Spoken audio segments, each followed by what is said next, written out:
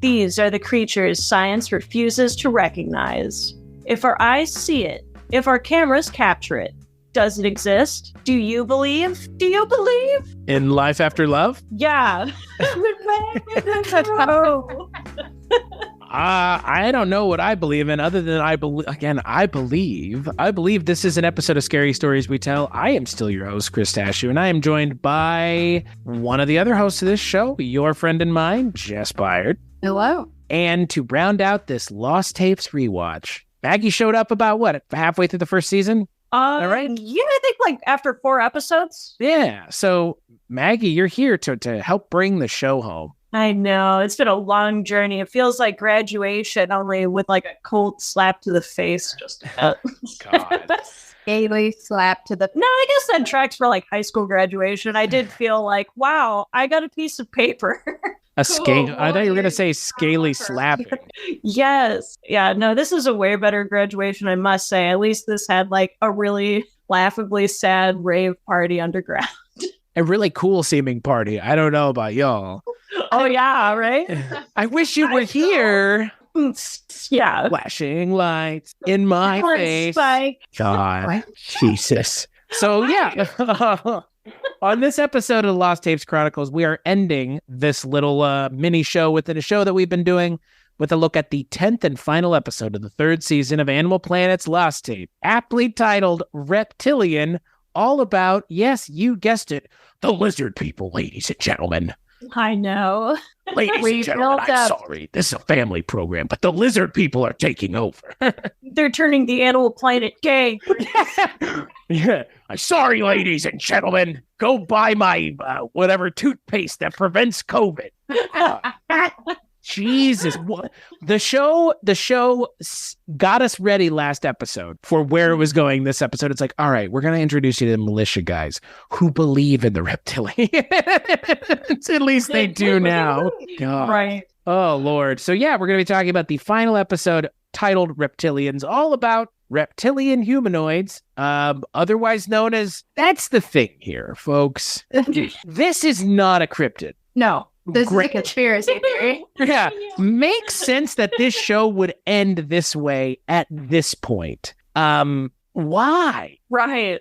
I mean, unless we take it in the purely like lizard alien person. Is that like in V, like, you know, like the V style, like the V style, purely alien, but just happen to be, you know, lizard based. I don't know. Like, that's the question, though, because the lizard people that we're talking about, there's an episode of Jesse Ventura's Conspiracy Theory on those lizard people, which are the conspiracy, you know, Prince Edward, or, you know, right. Obama is a lizard or whatever the fuck. Right. That is what my expectation was for this episode. It's not that, though. No, it's adjacent, but not quite.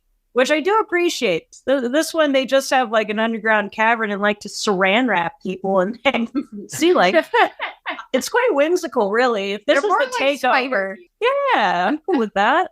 Yeah, I don't understand. So the setup of this episode is New York City. Women, children, people are going missing because of underground raves. And we have a cold open where we have the funniest like actress in this entire show. Oh, I wish you were here. Right. Getting fucking saran wrapped. That whole setup of them walking into that place, first of all, no, never. So good. Never when I enter there. But they walk all the way there. Her boyfriend's filming the whole thing because, you know, Lost Tapes. And they get there and the bouncer and, you know, the lizard bouncer is like, nah, you're not allowed into the boyfriend. And so she's like, I'm just going to take your camera. You can go. I love it. Without you. And he just leaves because he's not allowed to go in. Doesn't wait, doesn't anything. He just straight up even ask why. He's just like, oh, man, lame. But do you think, though, that, you know, when she walked into that room where the rave was and there was nobody else, it was just a room with flashing lights? It didn't look like there was very much of anybody else in there. Ice cream socials with 4 people. Yeah, it was. Like, oh my God. The setup is so strange because then all of a sudden she's dancing, talking into the camera, and then she's just being suffocated with a bag over her head. Which, hey, They played that pretty well. It was probably one of the only, like, in the last however many episodes of this, probably one of the more legitimately creepy things that has happened in an episode. Yeah. I'll give you that. You're not wrong. However, what does this have to do with Lost tapes? Lizard people are doing it though. We got footage, brah. Sure. I guess we see what they've got, like shiny eyes is kind of like the indicator for the most part. You're not looking at them through the right eyes. Like, bro, that line. Oh, I actually did not mind this episode because it was so ludicrous that it just made my day. Honestly, have you guys ever seen a dinosauroid? Have you ever seen those before? Okay, that's what the lizards in this episode looked like. That like weird dinosauroid thing. I don't understand a couple things. Lizard people like this has never been told this way. They're like mole people in this episode, right? Yeah. So why? Why not just do mole people? Why do any of this? I'm so exasperated by this show. Is there a well, I guess mole people is. No, you guys are just missing the whole point. There have always been reptilian things in New York's like underground. We got my God. Super Mario Brothers movie. I'm sorry, gang. We're just in Super Mario levels, all right? What if that was it? These are Goombas. Koopa. Yeah, thank you very much, guys. Dennis Hopper shows up. Monkey. Monkeys. Dennis Hopper will show up as Bowser, as King Koopa, whatever. He was the bouncer to that underground rave, man. That's where you have to get the super boots. God. It's and okay, so we have the cold open, and then lo and behold, Maggie, what don't we get again for like the fucking umpteenth time this season? We don't get the Enigma Corporation again. No, the last one. And once again, easy insert too. Right. 2 cops go into the sewers. In fact, it probably would have been the same like 2 that we got in the very beginning, where it's whatever Stacy and Brent going through. What were their names? Oh, Tanner Noble. Thank you. Okay. No, Tanner Noble. No, that was the guy who died. It was Noel Connor and Elise Mooney. Mooney, that's right. I remembered it was something that made me think of Killer Clowns. Because they won't make a dummy out of me. There's always Officer Mooney. So good. I don't know why where there's no Enigma Corporation anything in here, but they 2 detectives are dispatched to go and find the lizard people in the sewers. And so to do that, or to find out where the raves are, I guess. So so they go and they find Spike. Yeah. I love it. It's so obvious and amazing. Oh, so Spike is a promoter for the lizard raves, and they find Spike and they go to the Bronx. Yeah. It's such a weird idea for an episode, right? Because the lizard people what are they? They're just people. Yeah, and they're just abducting teens. Like throughout it, we get, just eating them. Snippets of, teens are going missing and we're going to blame rape culture on it. Blah, blah, blah, blah, blah, blah, blah. But actually, it's the lizard people who are doing it. It's the lizard people and 5 other people that won't stop showing up to these underground rapes. They're the bait. They're like, well, we have to have somebody here other than us. We'll just make some close friends and we'll just kill the rest of them. Yeah, that's what I don't get here. Like, what is the goal here? Are they killing teenagers to eat them? That's what I would figure. I thought so, yeah. Because, I mean, during the animal facts portion of the show, they were just giving us facts about reptiles and their mannerisms, and considering that they're predatory, and they made, like, distinct, like, points being like, oh, this is what their skin's like. They can move fast. They got power. It's like, I would assume that they're just trying to, like, indicate they're saran wrapping teens to poles for, more than just practical goofs and gaffs. Yeah, they talk about the Komodo dragon, where it's like always bringing up where they're like, oh, they're ambush type hunters, so they set up these, traps, and even if they're not hungry, they'll still, like go after prey just for the hell of it. And once they catch them, they don't let them go. So it's very like, okay, they're lizard people in the most literal way you could think of them, as like they act like they live underground and they purely just hunt people. Yeah. And that's they are the lizard from Spider-Man. Kinda. Yeah.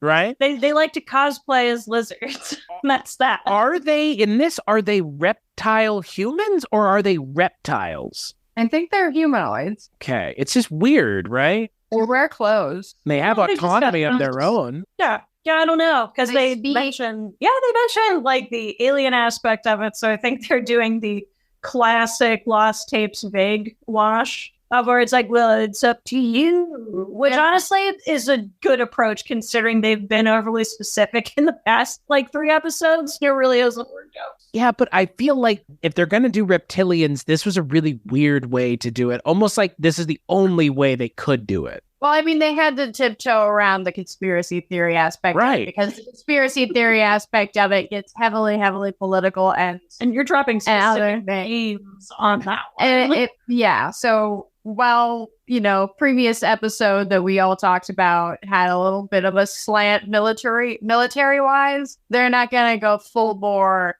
into heavily political conspiracy theory world. And so they chose a cryptid that's not a cryptid and had to basically make something up. Ignore and more or less ignore what already exists, because what already exists, again, it is like you mentioned, it's taboo for the show. Well, it's kind of problematic depending on the direction you go, but the fact that it's, I mean, again, fucking doing an Alex Jones impersonation should give you an idea of how problematic lizard people can get. Right. They took the sheer fact that they're taking over as just that. And it's like, we're in like the lesser lizard, like on the lizard person totem pole. They're not going for Washington, D.C. They're just going for like New York. This feels like the setup feels like an X-Files episode. Yeah, a little bit. Yeah. Sure. Where it's a monster of the week. Mulder and Scully go to like Seattle because there's a bunch of kids that have gone missing. But there's rumor of like, ooh, this weird underground club, and the people that run it have, might be lizard people. And then we go to the rave club and we find the teens like, surrounded active holes, and, Mulder and Scully shoot everybody in the place. But X-Files oddly violent show. Yeah, just a bit. There were a few that got out of hand. A lot of those cryptids don't survive those encounters with the FBI's duo very, very frequently. They don't. The ones that do never come back, ever.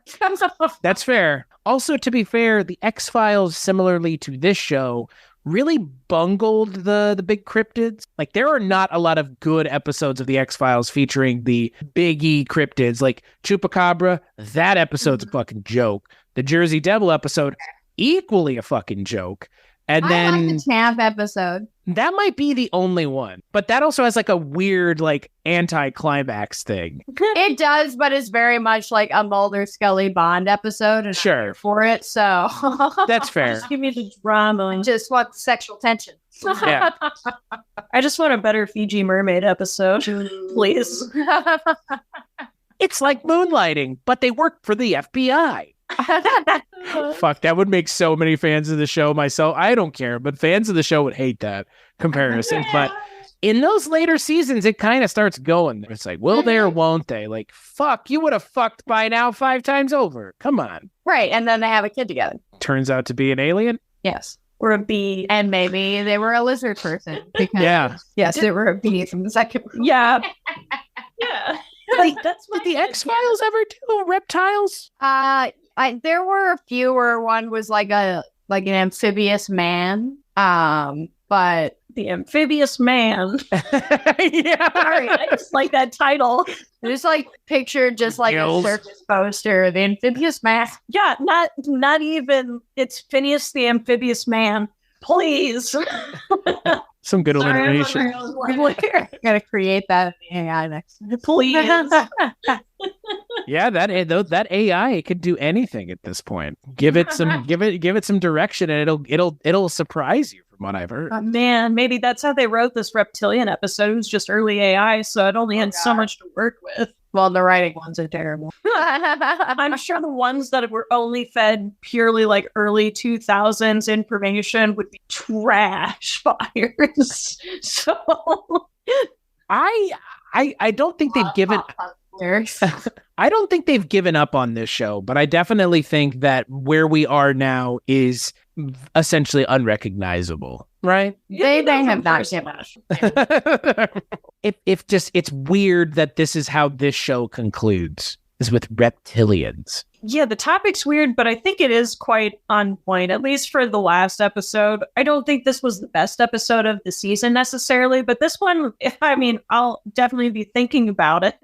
It had decent visuals, and they did actually show parts of the creature this time, which, thank you. That's all I wanted in life. Well, I'm sure David Icke likes this episode a lot. Yeah. Sure. Fucking, the reptiles, it's weird that they would even approach reptiles because of the overwhelmingly problematic association with people like David Icke, who, believes they're all, secret lizard Jews or whatever the fucking assholes believe. Like that.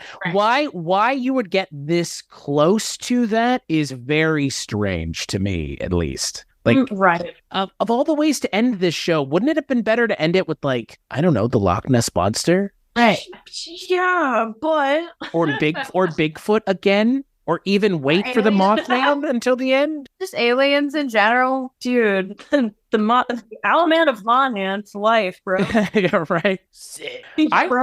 I would say that my expectation was that this was going to be the alien reptiles, and that's why they left it to the end. Because if it had been the alien reptiles, then I'm on board with why they've waited. Because it's like, you're going to do the big granddaddy dumbass conspiracy, which is cryptid adjacent. Like, there's not a, secret Bigfoot's running the world thing. There's only one of these, right? It's reptile people. So it kind of, in reality, we can, Jess, I know we talked about early on with the show, we didn't want to give those kinds of insano conspiracy theories a platform, which is why we've never talked about reptiles, because it verges on that very easily. Right. But it kind of is like the big conspiracy with cryptids, like the far-reaching one.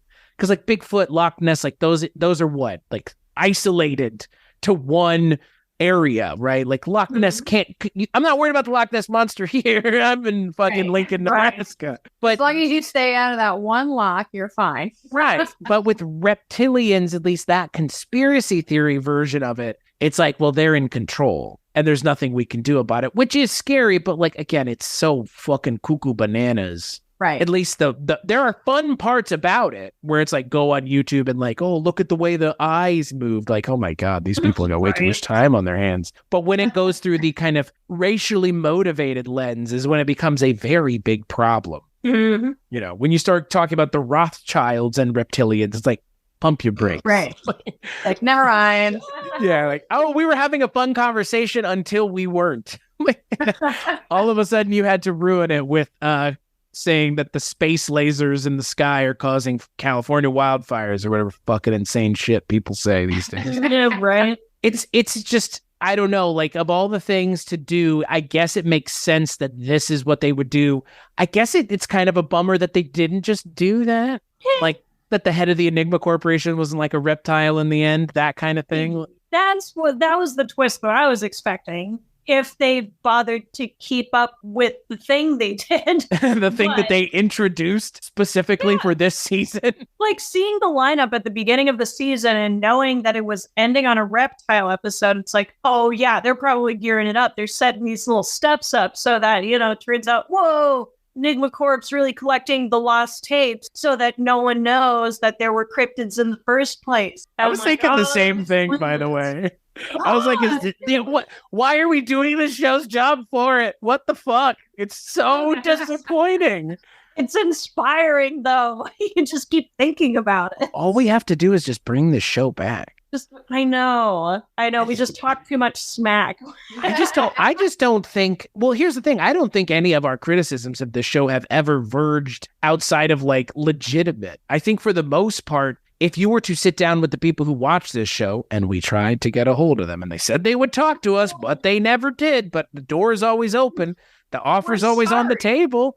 Nothing to be sorry about. A lot of these episodes, at least in this season, have really given up the spirit of this show. And that's the complaint almost entirely this season. For me, has been the spirit of what made this show great has been lost. because they wanted to tell different stories, but those stories didn't have to be told in such a drastically different way.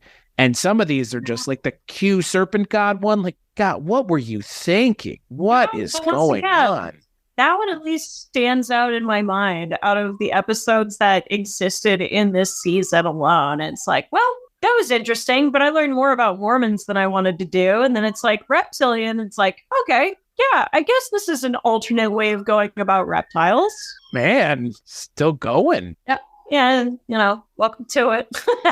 Is it like outside of your building? It was. Yeah. Oh, damn. If you want to repeat what you said, you probably should. Oh, as if I remember that. If you remember the last thing you said? Yeah, bro, welcome to the train's going, man. The train's going. That mile marker's back there. I'm never going to repeat that sentence again for the rest of my life. I can tell you everything about E.T.A. Hoffman's short stories right now and Heracles, but no, I don't remember the last thing I said. That's fair. Sorry, Chris.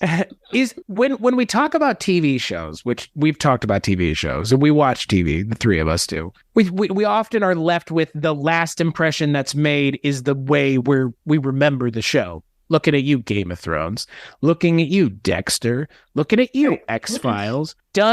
Looking at you, every latter half of American Horror Story.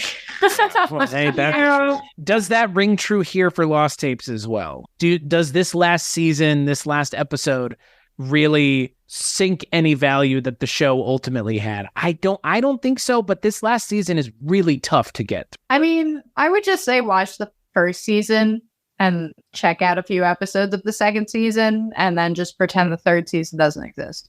Fair. I mean, this one was rough. I don't think this last episode was like the worst send-off. I think this is one of the few episodes that is closer to how the earlier format was. Definitely had more of the animal facts, which I always give a gold star for the attempt. It just doesn't have the same tone. It grew in a different direction, which is fair. They were trying out different stuff and it didn't work. And sometimes these harebrained schemes do that. I can at least appreciate that they threw it out there for sure. I don't think this is like a bad note to end on. It's just very strange and questionable, and it's fine like that. Well, I was not really prepared for how much the tone of the zombie episode would inform the rest of the show's run. Because once that episode airs and we watched it, like it was so different from anything else that we had seen with this show that I wasn't expecting it to really just be, well, this is the tone of the show now. Oh my God.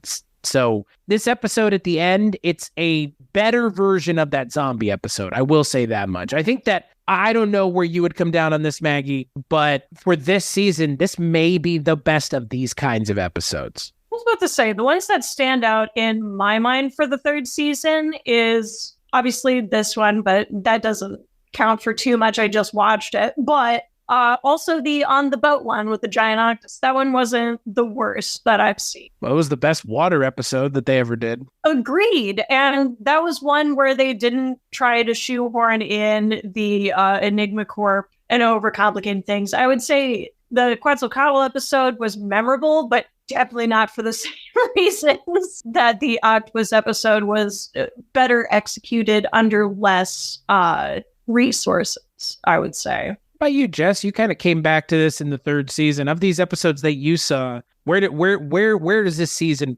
episodes rank for you? Which is the best one you saw? Well, this one is better than the last one. Agreed. Yeah, I think that this one, like I said, I think that I'm going to give this one extra points for having, at least a moderately creepy setup that's, more interesting than the other setups that I obviously don't remember. Right. Well, and again, it kind of is more of a serial killer episode than like a reptile or a lizard thing. Yeah. You just have people getting asphyxiated and hung up and murdered. It's like them being lizards is kind of incidental, frankly. Like, right. Mm-hmm. What does them being lizards actually have any bearing on the plot? They're not shapeshifters. Like they're, that's the thing about, Hillary Clinton or Barack Obama or whoever the fuck is a lizard. Like they're shapeshifted. Like that's the whole thing. Like, there's none of that here. They even talk about it. They have the talking heads bring it up. Yeah, they're just literally lizards with human features, like human bodies with lizard. I don't know. It's very weird. I just find that very endearing. They, like you said, Jess, they really wanted it to be lizard people. period. Like, yes. Yeah. The bear, like to the literal definition of a humanoid lizard person that acts purely upon lizard brain. Yeah. And I guess all they do is throw raves and kill people. Yeah. And gatekeep. I mean, they're almost vampires. Well, that's the thing about this episode is the way that these characters are painted, because they kind of take the more bombastic and wild parts away from the reptilian creature. They could have been zombies. They could have been vampires. They could have been whatever, frankly. Like them being reptiles is really incidental. Like we see a tail a couple times, but that's it. Like, I don't know. What a kind of weird way to end a weird show. Yeah. And I still appreciate it. I still really like to know deep in my heart that the New York canon, that anything subterranean is just rife with lizard people. Well, if per this show, that may be the case. Yeah. And Jason. Yeah. Yeah, all the subterranean creatures hanging out underneath New York. Yeah, they just don't show up to the raves. It's kind of sad that the only people that show up are the humans.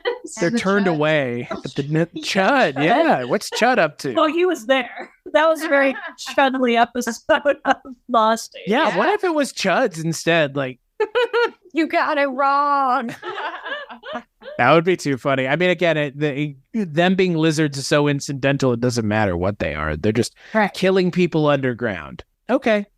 Why not? So I guess to bring this all to a close, Maggie, did you have a favorite episode of this show? Boy. You knew I was going to ask. Oh, yeah, I know. And I've just been sitting here being like, oh, geez, there's so many whack-ass moments that I just cherish in my heart. I think Owlman of Monan might be up there because that had just a slew of amazing quotes that just roll around in my head. Like, get to the altar. It's the holiest place in the church. Like, I love that logic. I also didn't mind the Mothman episode was so bizarre, but I did appreciate what they tried. That was probably the furthest they stuck their neck out on the chopping block, but I appreciated that one. The biggest stretch of all the episodes was the Mothman one. Oh, I know. Such a stretch. But, they actually took it to heart. No, they need video evidence that makes sense for the time. It was so weird. But I think Owlman of Monan might be one of my standout favorites just because that was one I didn't previously know too much about. And though it was an absolutely nutty and ludicrous setup, it was just so strange. I appreciated the crap out of that. Finding the giant owl pellet in the steeple. Get out of town. Yeah. What about you, Jess? East one. No, I still like the Chupacabra one. I still think that it was probably the creepiest out of the bunch for in context of being a kid. It ends with a child alone in a desert because the Chupacabra killed its parent. I mean, I will say the first episode of this show is a very strong showing for a cryptid that effectively really has not gotten a lot of that kind of, I guess, characterization before. There's very few things where it's like Chupacabra is the main focus. And when I think of the Chupacabra, I honestly think of the Lost Tapes episode, which is wild to me.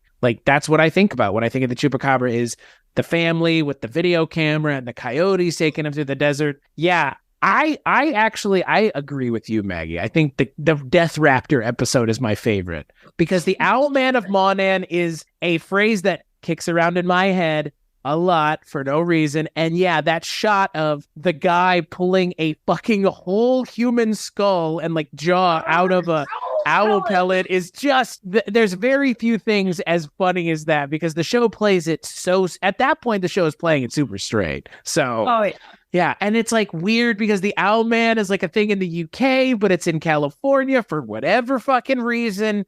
Yeah. It's a 90s horror movie. It's they just really jumped the shark on it, but they stuck with it. Honestly, I think the first season of the show for me is just most of those episodes have some value. But when we get to the second season, it's just, they started it out with vampire and that's not a cryptid. Gosh. That werewolf episode was oh yeah. Oh, talk about an X-Files episode. Like that could have been an episode of the X-Files.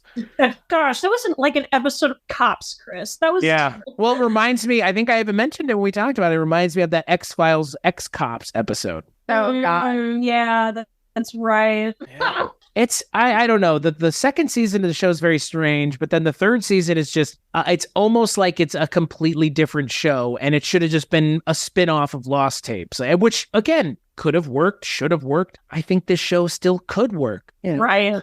Like, is Animal Planet creating narrative-based content? Probably not a lot. Why not just revitalize this? These creatures are all like, open free. They're open source creatures. Like they're folklore. Public domain, right? Right. Like the Mothman is a thing. Like you don't owe Richard Hatem anything if you make Mothman. Right. Yeah. Even if he wants some of it. So so obviously we've been talking about how Nessie didn't make appearance, but I am personally curious about which cryptid you were hoping to see or were thinking you'd see that we didn't get a chance to. Because I thought that they would do a gnomes episode, but I guess gnomes were just terrifying to me and YouTube populace circa like 2006. I don't know. Well, I was surprised we never got like a dinosaur in the jungle thing. Like, you know what I'm talking about? That's like a very popular one. Gumby even did an episode of that.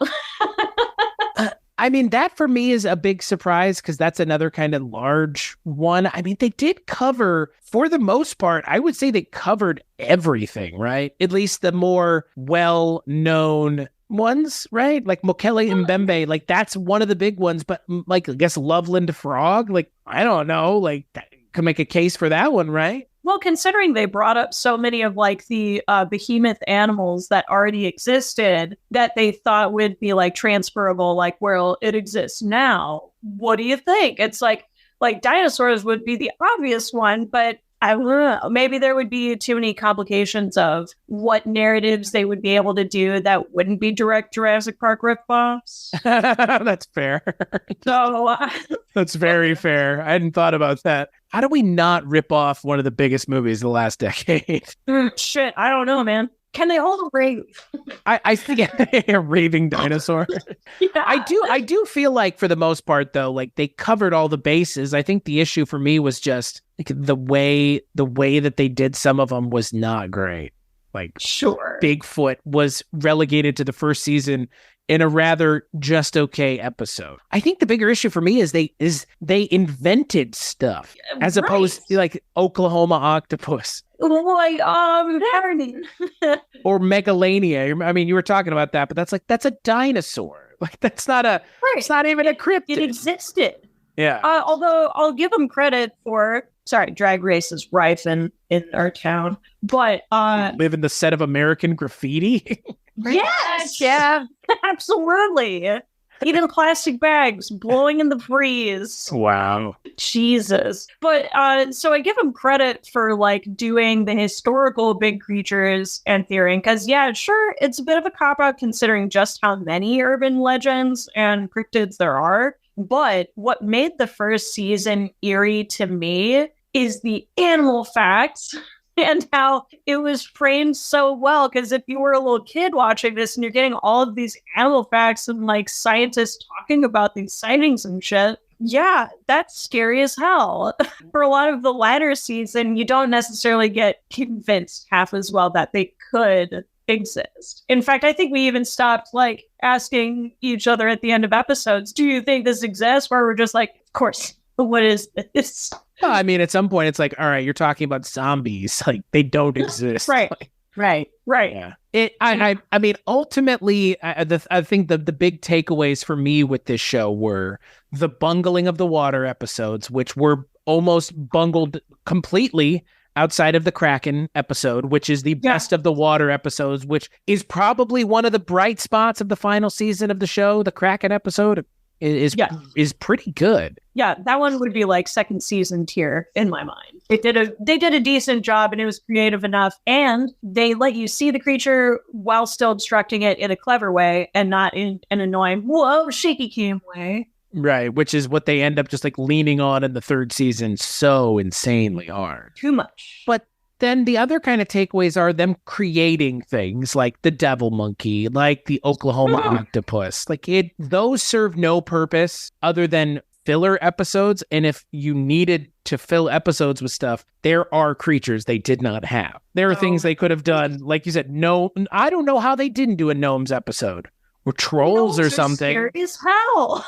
Sorry, those are like, it's so dumb to me that the weirdest things will like get under my skin as creepy, but like those stupid YouTube gnome videos, it's like, nope. Or the little kids that were talking about a mutual sighting of seeing gnomes in little tiny cars chasing them. Obviously fake, but I'm like sweating it. I mean, like, he's been reading a lot of r/paranormal recently. Dude, I've been on a stint. Well, and the other thing about this show is by the end of the show, they've also established in this universe the devil exists. Because remember, there was the spectral black dog episode? It's so weird. They opened up doors in directions that they never went. They never went back down that. They never did an exorcism episode, which again, how that never happened is a good question because they did spectral black dog. They did hellhounds.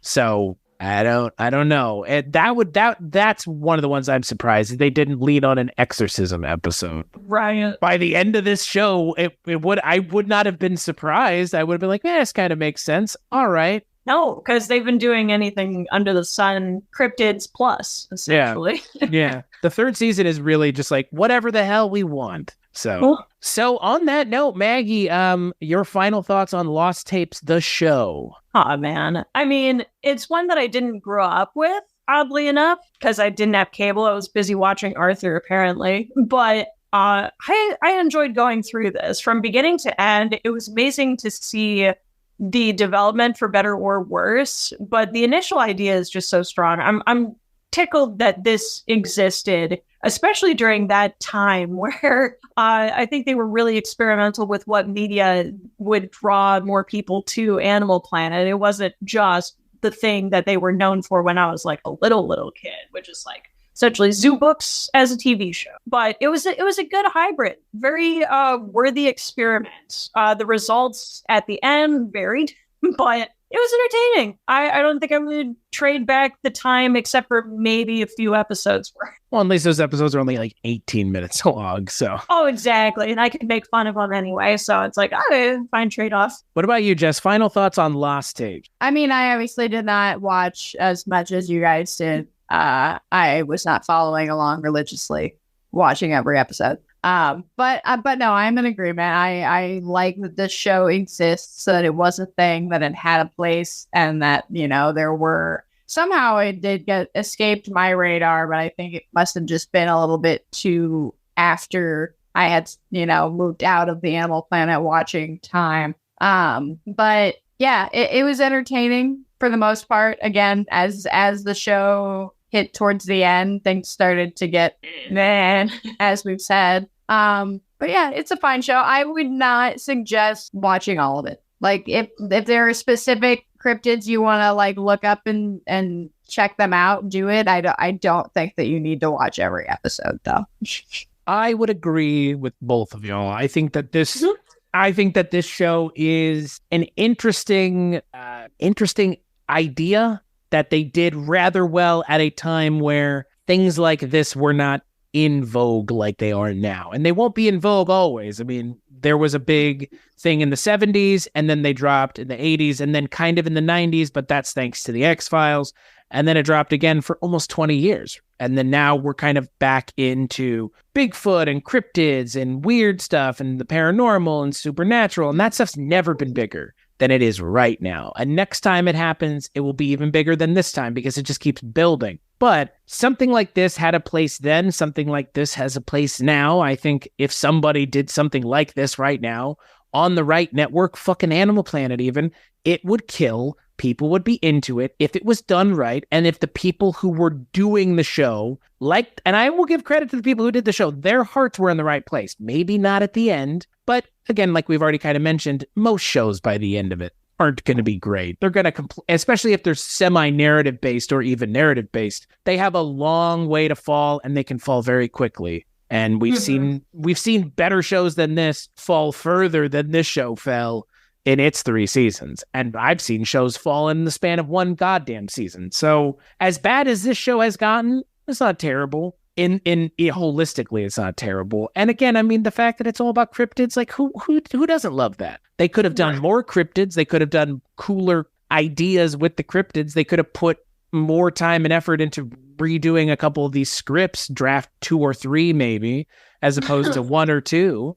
But I think overall it's a fun show. It's an interesting show. I have to put my stamp as the one who thought we should do this. So any good or bad is going to have to sit on my head. And I think overall it was a fun experience rewatching it because I hadn't seen some of this later stuff even. So it's nice to finally have seen the show. I've seen it all. I don't, like Jess, like you said, I don't need to rewatch every episode. There are a couple episodes that are good, that are worth revisiting, and we've mentioned them already. But for the most part, like any anthology show, Tales from the Crypt, Twilight Zone, any of the iterations of the Twilight Zone, there are not going to be a lot of amazing episodes. There are going to be a fair amount of good episodes, but a fair amount of shitty episodes too, because with Twilight Zone, there's like 70 or 80 episodes. So not all of them are kill. Not all of them kill. Just like not all these episodes kill, but a lot of them do, at least in the first season. And the first season's 14 episodes. So it's not an insignificant amount to begin with in the first season. But yeah, I think that this was an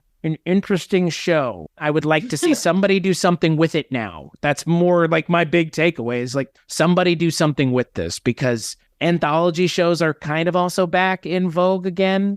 With stuff like you mentioned, American Horror Story, Jess. So, like you said, I mean, this is an anthology show ultimately at its core for good and for bad, and it embodies the positives and negatives of being an anthology show. So, and Loch Ness, motherfuckers, you can do it next time. Next time, do it. Yeah. 1 comeback episode. Do 1 good water episode, like please, because God, just a deluge of awful water episodes. So. Please. So on that note, Maggie, we have decided on what we're doing for the next version of this for Scary Stories We Tell. All right. And what is that show? Oh, gosh. Are we doing 1,000 Ways to Die? I think so. Oh, my God. All right. I will prime myself for that one because I watched 1 episode. I'm like, holy shit. It is a weird, it's another show that is very odd for when it existed. 1,000 Ways to Die was a Spike TV show narrated by Ron Perlman. Yep. Which was, I completely forgot that Ron Perlman is the narrator. But it's also like an insanely strange. It's like a micro anthology show. I don't know how else to describe it. It's an anthology show, but then like each episode is an anthology in and of itself. So right. A collection of terrible things that happen. But man, being a kid and seeing those episodes, it sticks with you.